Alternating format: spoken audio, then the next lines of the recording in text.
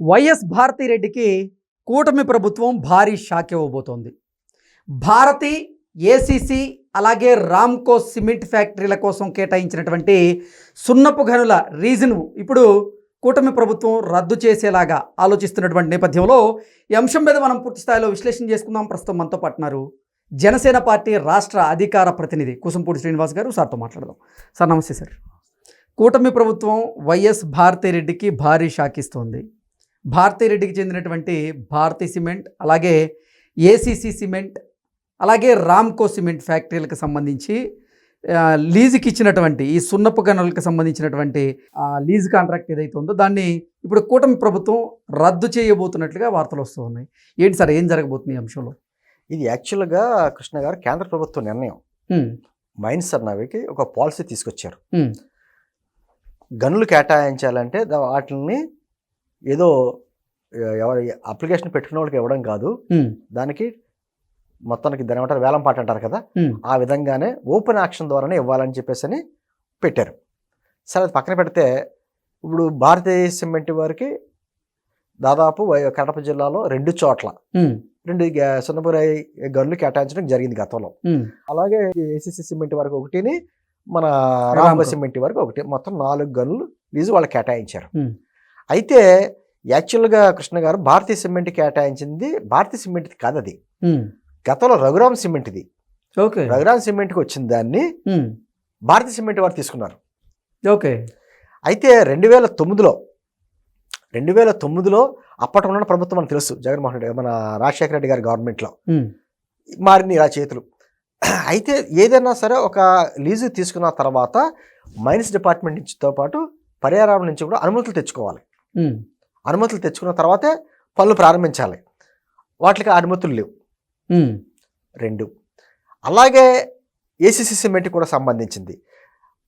జగన్మోహన్ రెడ్డి గారి హయాం వచ్చిన తర్వాత ఆ ఏసీసీ సిమెంట్కి సంబంధించింది కూడా ఎవరికి, మన ఏమంటారో అదాని వారికి కేటాయించేశారు చేశారు. అంటే దీన్ని ఏమంటున్నారంటే ఓవరాల్గా ఒక మైన్స్ అన్నది ప్రకృతి సంపద, ఇది ప్రజా సంపద. వాటిని ఇష్టారీతిగా వీళ్ళు అధికారంలో ఉన్నప్పుడు ఏ విధంగా అంటే చట్టాలని, వీటిని, లీజుల్ని అన్నిటిని పక్కన పెట్టేసి తన సొంత వ్యక్తులకు ఏ విధంగా కేటాయం చేసుకున్నారో, అసలు దానికి మైన్ పాలసీ ఉంది, ఆ పాలసీకి వ్యతిరేకంగా ఏ విధంగా తీసేసుకున్నారో అన్న దాని మీద ఈరోజు బయటకు వస్తున్నాయి. ఇప్పుడు కేంద్ర ప్రభుత్వం ఇమీడియట్గా ముందు చూడండి ఆ విషయాలు.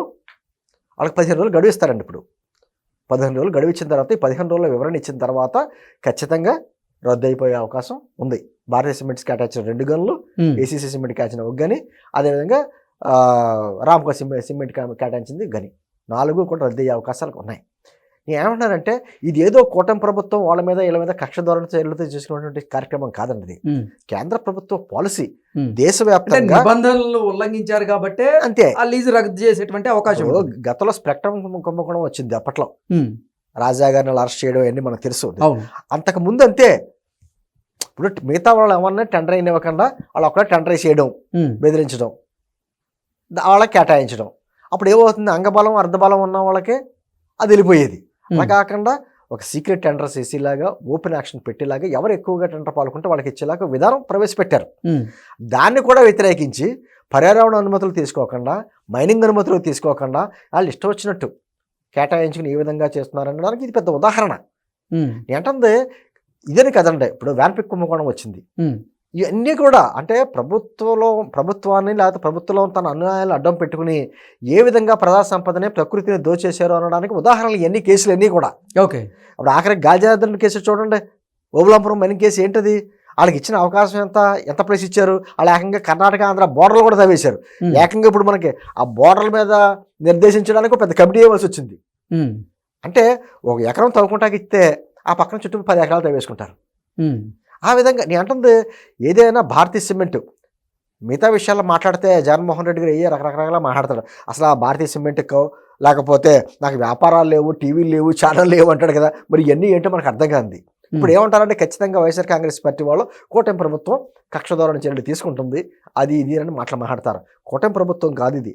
కేంద్ర ప్రభుత్వం ఆదేశాల ప్రకారం, ఆ మైనింగ్ పాలసీ ప్రకారం ఏ విధమైన చర్యలు తీసుకోవాలో ఆ డైరెక్షన్ ఇస్తుంది.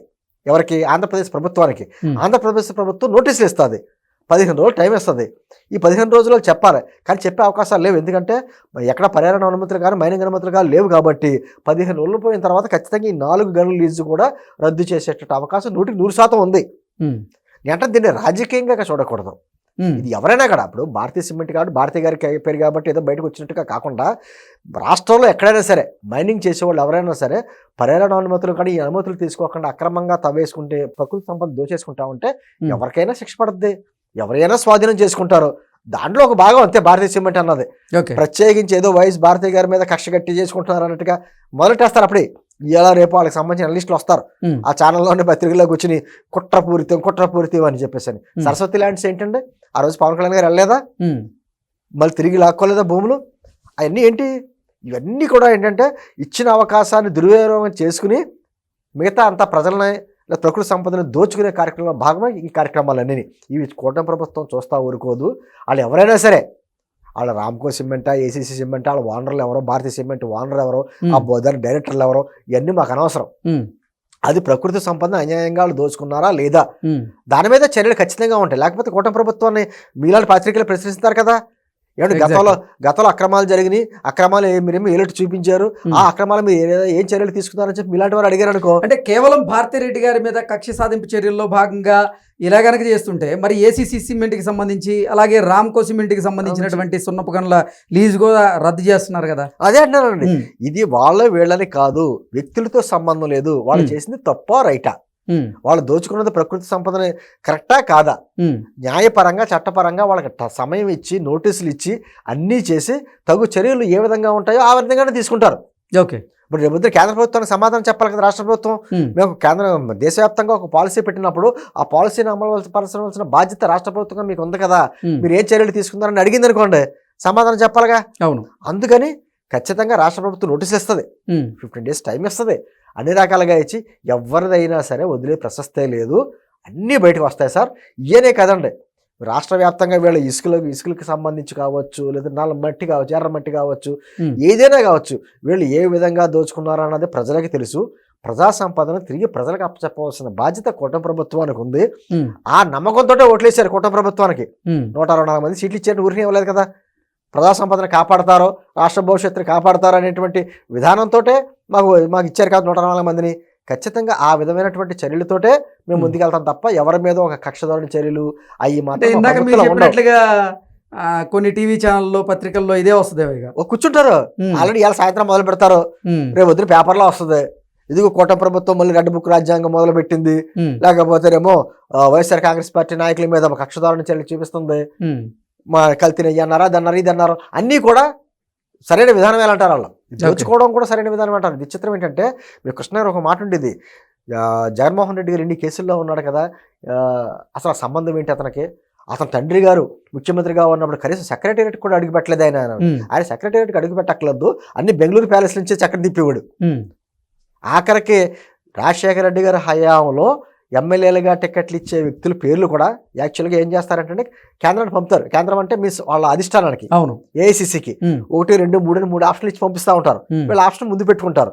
ఆ పేపర్లో కూడా బెంగళూరు త్రూ డైరెక్ట్గా వెళ్ళి కాదు, బెంగళూరు ప్యాలెస్కి వెళ్ళి, బెంగళూరు ప్యాలెస్ ఢిల్లీ వెళ్ళి, బెంగళూరు ప్యాలెస్లో వీరికి ఎవరైతే సూట్ కేసులు ఇస్తారో వాళ్ళ పేర్లు ముందుకెళ్ళి మిగతా పేర్లు వెనక్కి వెళ్ళి ఇవన్నీ అందరూ తెలిసినదే.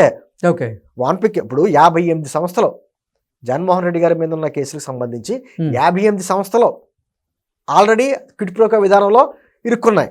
మరి వాళ్ళందరూ మరి అప్పట్లో మరి జగన్మోహన్ రెడ్డి గారు సీఎం కాదు కదా, ఎందుకు జరిగింది? అధికారం లేనప్పుడే అలా చేశాడే, అధికారం ఉన్నప్పుడు ఇటువంటి మళ్ళీ ఆయన లీజుకి అప్రూవల్ ఇచ్చేసాడు. 2019-2024 మధ్యలో మళ్ళీ ఎవరైతే రద్దు చేయాలని డిసైడ్ చేశారు గత ప్రభుత్వాలు, మళ్ళీ వీళ్ళు అనుమతి ఇచ్చేశారు. వీళ్ళు ఇష్టారాజ్యం, అధికారంలో ఉన్నాం కదా, రాష్ట్రం అంటే మన సొంత ఎస్టేటు, తవ్వుకోవడమే అన్నట్టు ఇచ్చేశారు. అవన్నీ బయటకు వస్తున్నాయి, వాటి మీద చర్యలు తీసుకుంటున్నారు. అది రాజకీయ కుట్రపూరిత చర్య ఇలా అవుతుంది. ఖచ్చితంగా ప్రజా సంపదనే ప్రజలకే అది చెప్పాలి. అది మా కూటమి ప్రభుత్వ బాధ్యత, అదే చేస్తున్నాం. Okay sir, thank you so much.